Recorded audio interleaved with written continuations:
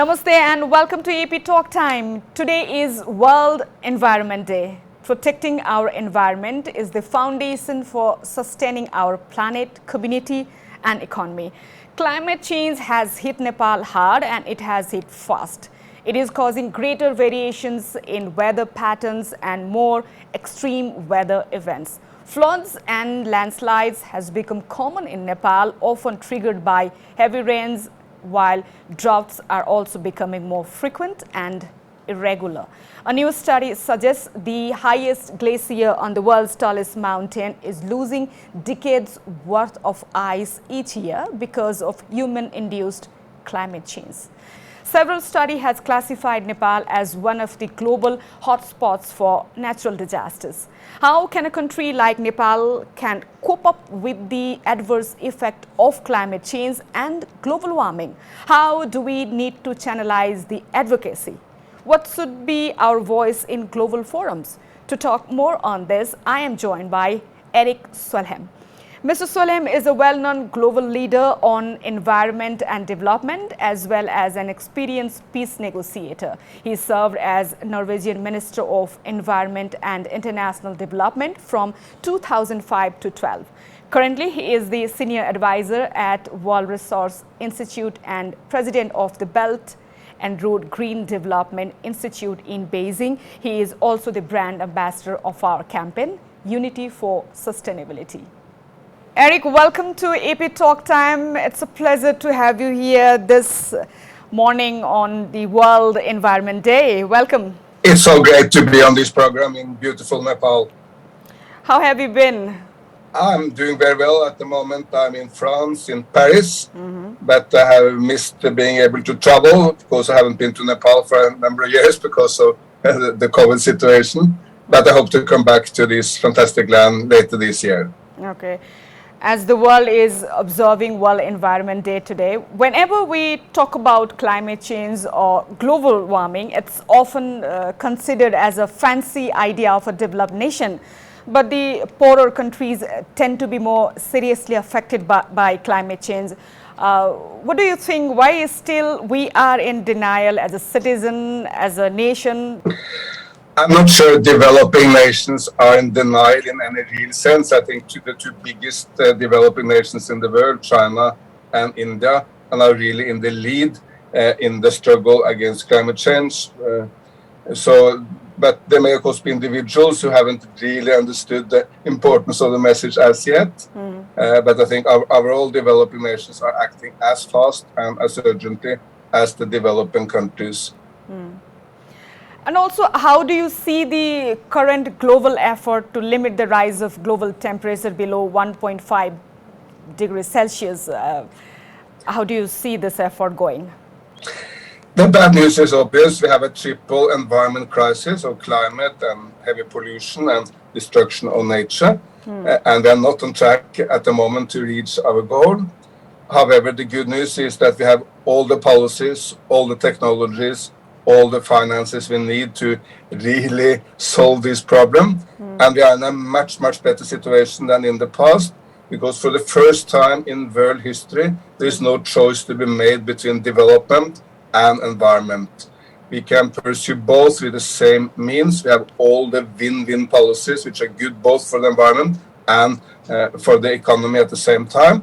If we move, say, from coal into solar energy, it's very good, of course, for Mother Earth, but it's also good for people's health, and it creates many more jobs, not fewer jobs. So this is a win-win policy of renewable energies, good for the environment and good for development.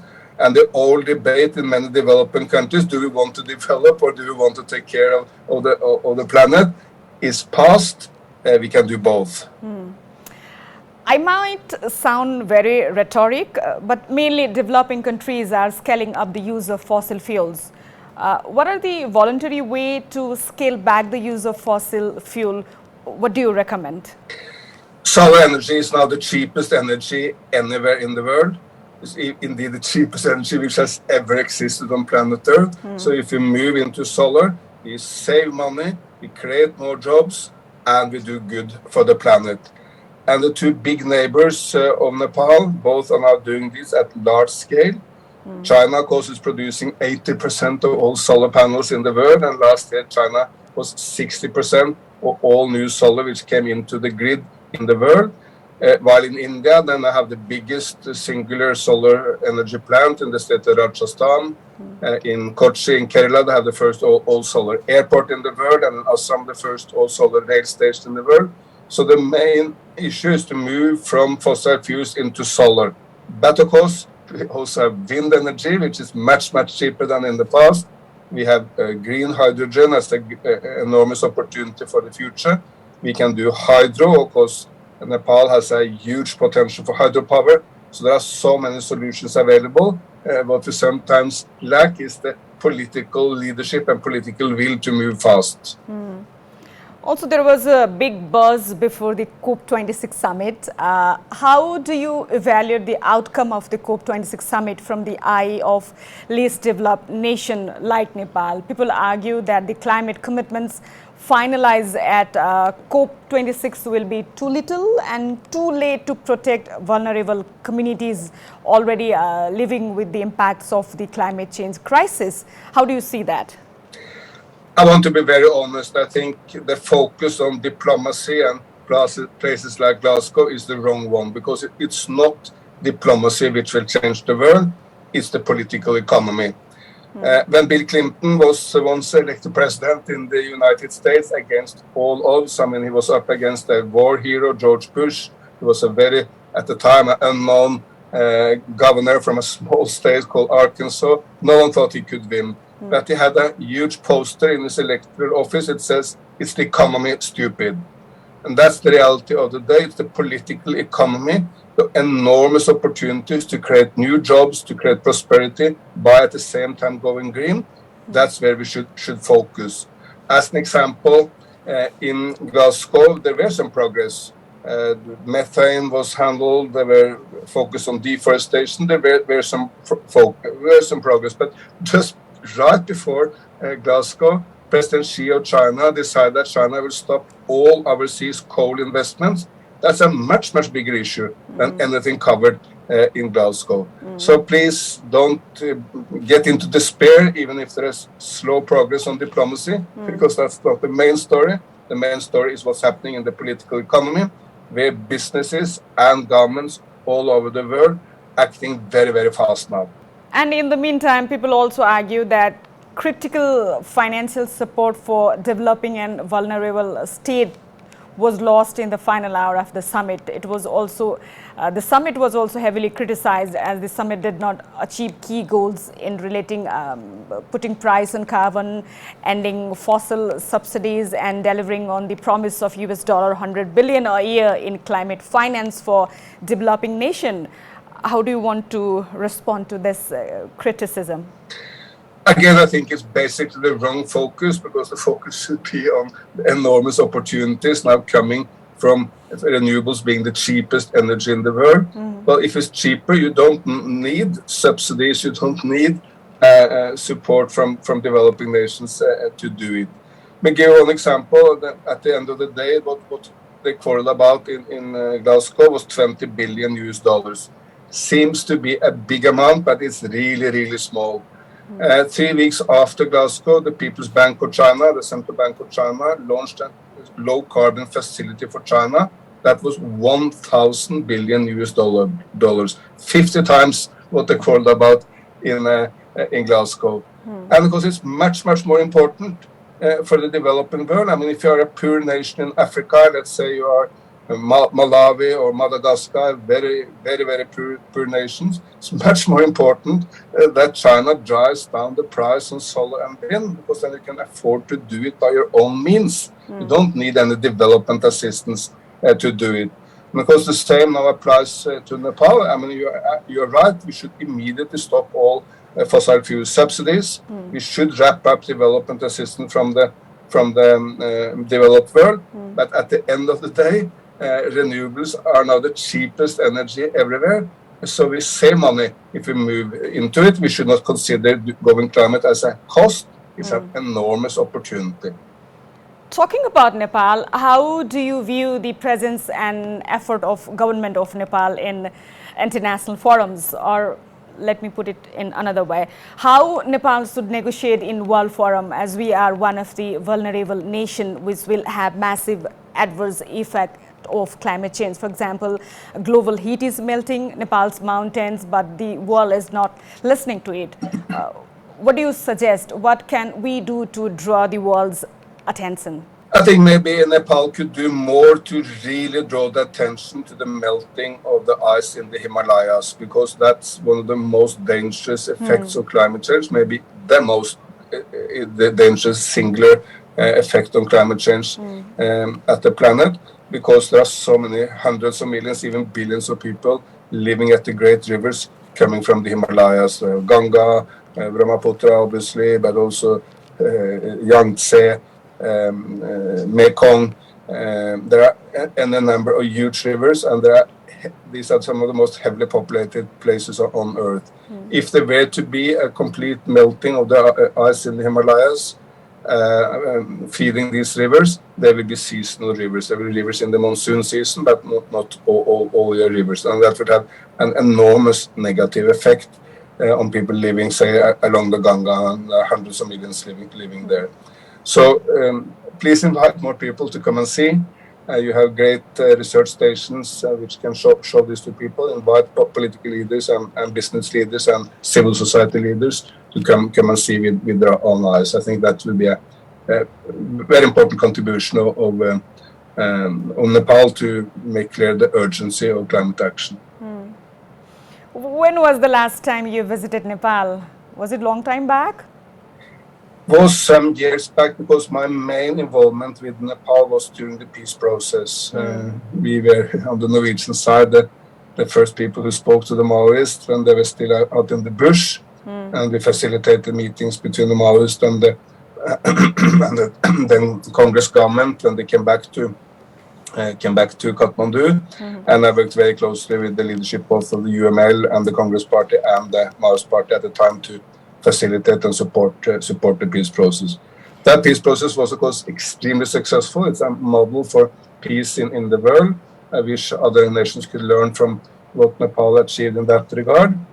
However, after the peace, it would be useful if the political system in Nepal was more stable, so that there were prime ministers and other ministers were lasting for a longer time. Then they could also have a more impact on the global scene, because when you shift ministers, say, every year, they have difficulties really pushing global messages. And as someone who has closely seen Nepal's vulnerability and also prospects to cope climate change, what are your suggestions, especially for Kathmandu, to cope the climate change effect? Recently, I read somewhere that Paris is working to become a 15-minute city where everything you needed is within 15 minutes of radar.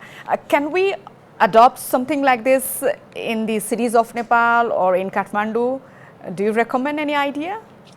Yeah, I think there are a huge number of good ideas for how cities can go green. You see them now practiced all over the world. One, of course, is to make the distance from job to home or vice versa closer, as they try to do in Paris. Moving into electrical vehicles, so that applies both to two-wheelers, three-wheelers, and four-wheelers. You don't need to go to Europe to see that. I mean, the Chinese city of Shenzhen is the world leader on electrical cars, electrical buses, electrical taxis.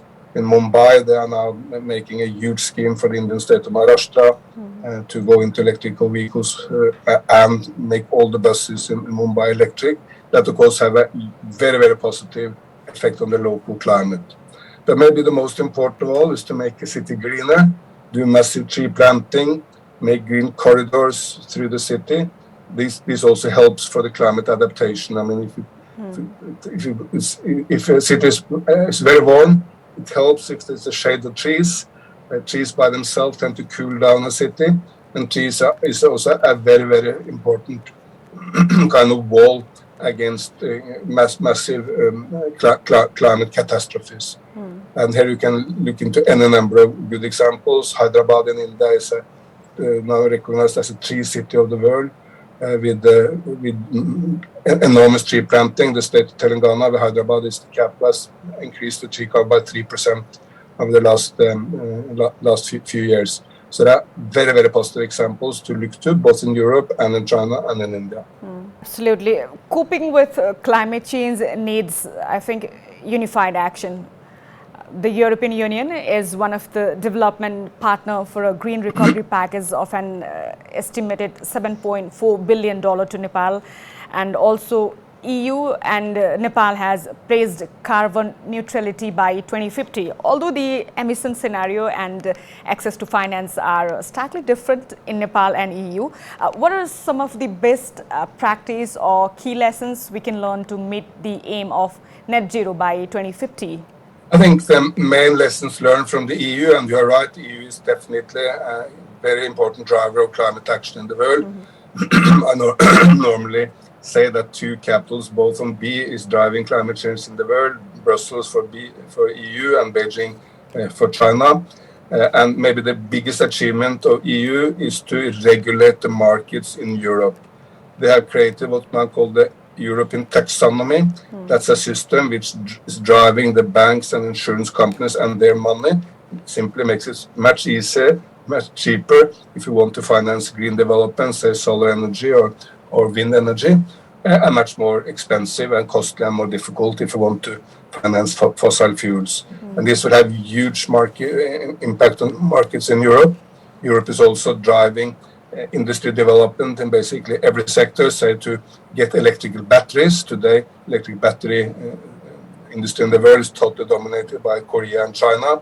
Europe wants to make its own industry, and they set up huge schemes to make electric battery factories in Europe.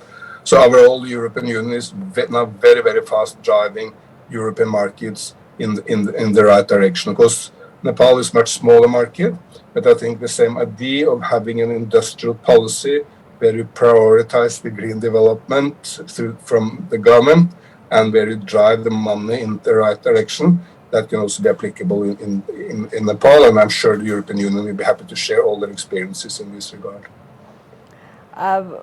As we've unveiled the Unity for Sustainability campaign, Annapurna Media Network has unveiled this campaign since long.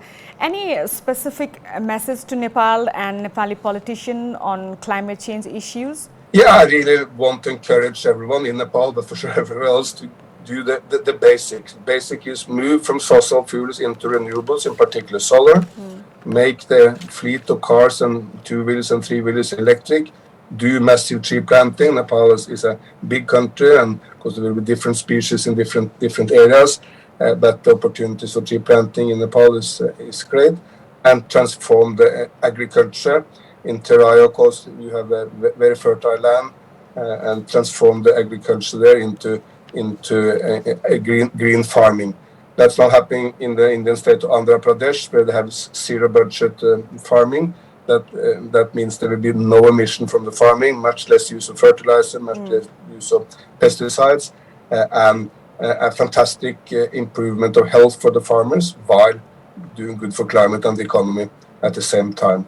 So going green, going climate friendly is not that difficult, and it's not a cost. It's an enormous opportunity for better life for people through better agriculture, tree planting, electrical vehicles, and solar and renewable energies. And of course in Nepal, and the hydropower sector is an enormous opportunity also for cheaper and more environment friendly power. And also I would like to know, how can a media campaign like this bring more engagement with climate stakeholders globally?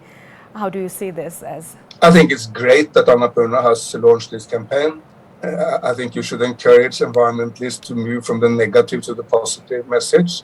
In the past, environmentalists tended to be focused on the negatives. We want to avoid climate change, we want to avoid pollution, we want to stop negative actions in nature. Let's move to the positives. I mean, if we create an ecological civilization, we have a much better life for people. Climate change is not about temperatures or some graphs out there in cyberspace. It's about the life of people in Kathmandu or the Terai or even high up in the Nepal mountains, in all the great villages and cities in Nepal. It's about people's life, and a media campaign like this can really reach out to people in a dialogue. This World Environment Day, what message would you like to give the viewer regarding climate change issues? We are now moving in the right direction, but it's urgent. We need to speed up. The motto of the day is only one Earth, and we all know we need to work together. There is, of course, a very negative development with the Russian war against Ukraine, which is creating headlines all over the world. But that's also a massive opportunity to get the planet right, because every nation in the world is now focusing on energy security.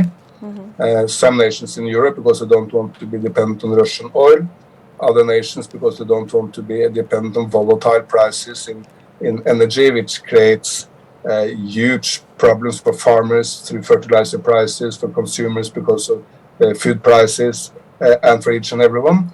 And the energy security that you can move into is to domestic resources. The sun is Nepalese, the wind is there in Nepal, the hydropower is there. If you move into the domestic resources in Nepal, you make the nation much more energy secure, while doing good for the planet at the same time. And lastly, when we talk about coping up with the adverse effect of climate change, we always look up to rich countries or the government. How can we cope up with the climate change or the global warming as a citizen, as an individual? Your message to each and every individual watching us today. Plant a tree, look to your garden or your village where you can plant some more trees. Look to the roof of your houses or the parking lots of schools in your area. Can they be covered by solar panels? Look to the agriculture in the area. Can that be done greener? And if you buy a new two-wheeler, three-wheeler or four-wheeler, please look for the electric options. All this depends on government making it easier for people, that people can do a lot by themselves. And added, vote for green politicians, ask for the green products when you do shopping. There's so much individuals can do also to make this happening faster. Erik, thank you so much. It was wonderful talking to you. Thank you for your time and effort. It's a pleasure always to relate to people in Nepal. Thank you. Have a very nice time ahead.